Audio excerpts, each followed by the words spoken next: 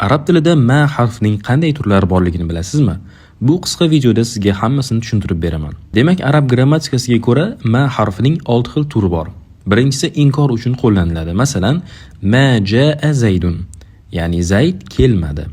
Ikkinchisi shart qo'yish uchun ishlatiladi. Masalan, ma tazra'hu tahsudhu, nimani eksang, shuni o'rasan. Uchinchisi taajjub uchun keladi. Masalan, ma ajmala faslal kharif, kuz fasli qanchalik ham chiroyli.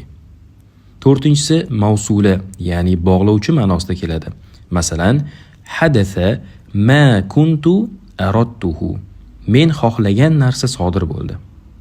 Beshinchisi mastar ma'nosida keladi. Masalan, a'jabani ma sana'ta, qilgan ishing menga yoqdi. Oltinchisi esa savol ma'nosida. Masalan, ma hadha, hadha qalam.